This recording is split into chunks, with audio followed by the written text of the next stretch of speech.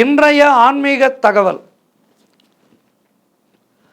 நேற்று கூட சித்தர்களை பற்றி பார்த்தோம், சித்த வைத்தியத்தை பற்றி பார்த்தோம். இன்றைய நாளிலும் சித்தர்களை பற்றி பார்க்க இருக்கின்றோம். ஆறுபடை வீடுகளிலே பழனி முருகன் கோவிலுக்கு தனிச்சிறப்பு உண்டு. காரணம், இந்த சிலையானது போகர் செய்து வைத்த சிலை. போகர் என்ற பெரும் சித்தர் தன்னுடைய தவ வலிமையால் உருவாக்கிய அற்புதமான சிலை பழனி முருகன் சிலை. அதனால்தான் பழனி முருகனை காண்பவர்களுக்கெல்லாம் மிகப்பெரிய வெற்றிகள் தேடி வருகின்றது. பழனி பஞ்சாமிர்தத்துக்கு அத்துணை மகத்துவம் இருக்கின்றது. இன்றைக்கு நாம் பார்க்க இருப்பது நவபாஷானத்தை பற்றித்தான் பார்க்க இருக்கின்றோம். அதனால்தான் பழனி முருகனை பற்றி சொன்னேன். பழனி முருகன் சிலை போகரால் நவபாஷானத்தால் உருவாக்கப்பட்ட சிலை.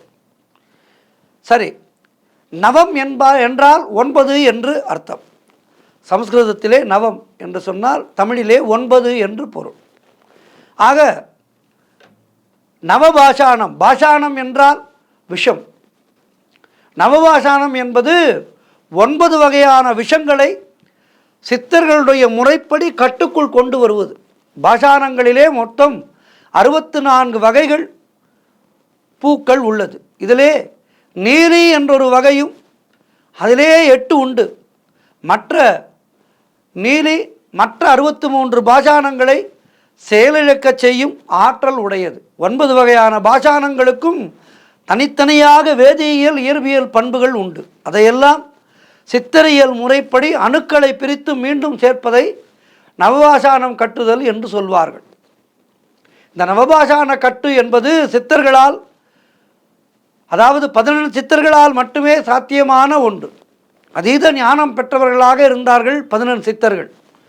சித்தர்கள் எத்தனையோ பேர் இருந்தாலும் இவற்றிலே மிக தேர்ச்சி அடைந்த 14 சித்தர்களை பற்றித்தான் உலகம் கொண்டாடி கொண்டிருக்கின்றது. நவபாஷானத்தினுடைய தன்மையிலே நவகிரகங்களுடைய குணங்கள் ஒளிந்திருக்கின்றது. நவபாஷானத்தால் உருவாக்கப்பட்ட தெய்வ சிலைகள் நவகிரகங்களின் சக்தியை பெற்றுவிடும் என்பது ஐதீகம். இதனால்தான் நவபாஷானங்களால் உருவான சுவாமி சிலைகளை வழிபட்டால் நவகிரகங்களால் ஏற்படுகின்ற சிரமங்கள் குறையும் என்பது சித்தர்களால் சொல்லப்பட்டது.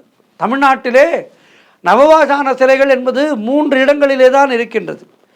பழனி முருகன் கோவில், அடுத்து பூம்பாறை குழந்தை வேலப்பர் கோவில், மற்றொன்று தேவிப்பட்டணத்திலே அமைந்திருக்கின்றது. இதிலே 2 போகர் சித்தரால் உருவாக்கப்பட்டது. தேவிப்பட்டணத்திலே உள்ளது யாரென்று உருவாக்கியது என்று பெயரே தெரியவில்லை.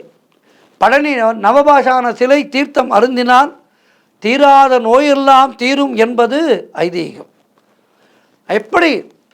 எப்படிப்பட்ட நோய்கள் குணமாகும் என்றால், இந்த நவபாஷான சிலைகளை வணங்குவதாலும் இந்த நவபாஷானங்களால் குழந்தை பேரின்மை என்ற அந்த மலட்டுத்தன்மையானது அகலும். அதேபோல் கொடுமையான சர்க்கரை நோய் தீரும்.